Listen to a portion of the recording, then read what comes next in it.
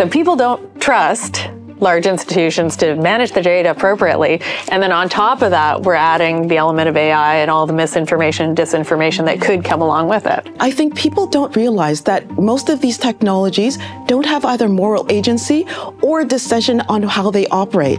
You essentially have to have a human in the loop. Absolutely. Is that something that you're seeing?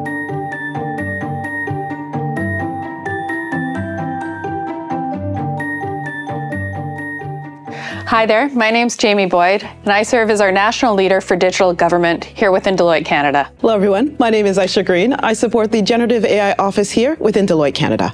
We're here together today to dig into some big questions about Canada's future, about global disruption, about intersections between our various fields, and about the new dimensions that will be affecting Canadians. All right, Aisha, let's start with the first question.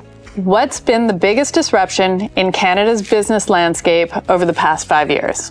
Well, Jamie, to be very honest with you, there's been a lot of disruption that's happening over the last couple of years, but I've got to put my hat in the race for Gen AI. Says the Gen AI leader. I know. Sorry to be a little bit biased on that, but it's true. Think about what's happened over the last less than a year. So in 2022, when rumblings were happening about generative AI, people start to really take notice. 8 months after NVIDIA became a $1 trillion company, we have companies that are starting up from zero to scale in less than a year.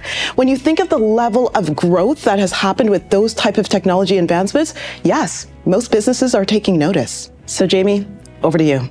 Do you see disruption in Canada as an opportunity or a threat? Well, I am very much a glass half full kind of person. I'm putting this one down as an opportunity. The disruptions that we're seeing are really about recognizing that disruption will be the new normal. The pace of change is unprecedented. We're seeing a massive increase in our capacity for compute, for storage. We're seeing a real democratization of access to these incredible tools. Let's start with the definition first off. What is AI sovereignty? For me, AI sovereignty is about the integrity of AI supply chains. So it's really about ensuring that we have the ability to provide AI services, develop AI tools with some degree of control or influence over the entire supply chain. That can mean production of chips, semiconductors. It means access to the talent. We're fortunate in Canada that we have exceptional post-secondary institutions. We are producing lots of data scientists and AI experts who can be building these tools. We also, I think, have a fairly strong commitment to adopting multidisciplinary approaches. So integrating people like AI ethicists into that supply chain. We also, however, have some challenges in terms of things like access to a Canadian influence or Canadian controlled supply chain of chips and compute power. So there are certainly opportunities for improvement. Let's go to the next one. Is the widespread availability of AI impacting our ability to trust information? Ooh, so trust is a hard question to ask. And because trust is not something that you can always just give so easily, particularly in the age of what we are now seeing that is really changing our landscape is deepfakes. So deepfakes, very high level definition, is that ability for virtual agents or digital avatars to replicate everything that looks like humans. We also have that these deepfakes could be used for misinformation or disinformation. Many of the technologies that we use are considered to be a little bit black box. So we put stuff in, we're not sure how it works, but stuff comes out. Having a clear vision of what that is, giving some transparency on how it operates, could start to build trust and credibility, but also a path forward on how we start to develop practical regulations and policies on how we can govern the use of any types of technologies that may spread misinformation.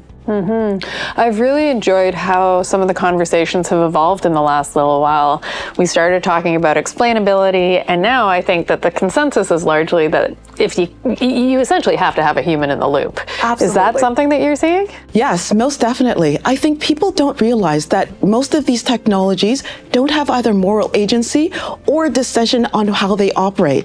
In large part, it's the humans. It's the humans that are providing not only the insights and guidance on how they act, but but also how to act responsibly. So quite rightly, having the transparency enacted, having accountability and traceability for any information that these technologies impart is going to be critical, especially as it applied to data. So all of the data that is ingested in these tools, whether it be proprietary or something that is open source, you do have to have an accountability to it. And that will help us guide not only the explainability of these tools, but also our trust as we look to use them in many different aspects of our work and our lives. Well, and especially in an environment where levels of trust in organizations' ability to appropriately manage data are already pretty low. They're in the low 30s. And then on top of that, we're adding the element of AI and all the misinformation and disinformation that could come along with it. So Jamie, I'm putting you back on the hot seat for this one.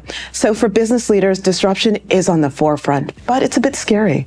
What should or are business leaders thinking about when it comes to disruption? I think that the biggest concern is quite legitimate, and I don't want to be glib, but I think it's FOMO. You gotta explain what FOMO is. It's fear of missing out. And it is a legitimate concern. The world is moving so quickly. The pace of change is just incredible. And for people who are working hard to deliver business value, it's really tough to stay up to speed with all of these technical advances. And so in many cases, I think we're seeing larger enterprises that can dedicate the time and resources. They're getting themselves up to speed. And some of the smaller businesses across Canada are not necessarily in a position to make those proactive investments in some of the technologies that allow them to stay ahead of the curve. And so I say FOMO largely because I think that there are real opportunities to invest in productive capacity and look at some of our productivity challenges in Canada. And yet, they aren't always able to capitalize on those opportunities. So with the pace of change, I think that creates an imperative to invest in proactivity. All right, next question. What's one thing Canada can do to become a global player in the AI race? Great question. I think the one thing that we can do, which we are already starting to do, is collaborate. Understanding the best practices that are happening across the board and understanding how we leverage it. Just as you said, our ethical practices is one that we can look at as a pillar of an example. But how we do it, by just saying it, is not enough. We have to put tactical and strategy in together to actually make a difference. And that is combining our collaboration with our strong ability for R&D research. So R&D research is where we stand out as Canadians. Believe it or not, we as Canadians have not only the best academic institutions, but also some of the largest output of our talent. So as Canadians trying to compete on the world stage, particularly as we're doing any types of new investments in AI, new technologies from semiconductors, can be challenging. When we look at behemoths like the US, China, other jurisdictions, how do we start to stand on those types of world stage when our investments just doesn't add up? Yeah, it's a great question. I think, sadly, in many cases, we're a market taker here rather than a market maker. We are a smaller economy. At the same time, I think that we have an incredible opportunity to punch above our weight and really, really compete and win globally. What that requires, however, is a real focus on where we have that competitive advantage. And I think we have to be very diligent in recognizing our strengths within the geopolitical landscape when it comes to AI. Our research institutes are phenomenal. We have very bright people. And so when it comes to generative AI, understanding that we're probably not going to be a global titan when it comes to semiconductor production, for example, but we certainly can be when it comes to research capabilities. I also think that understanding where we can differentiate ourselves in a very competitive landscape makes a lot of sense. I would argue that Canada is well placed to compete and win as a global leader in ethical AI.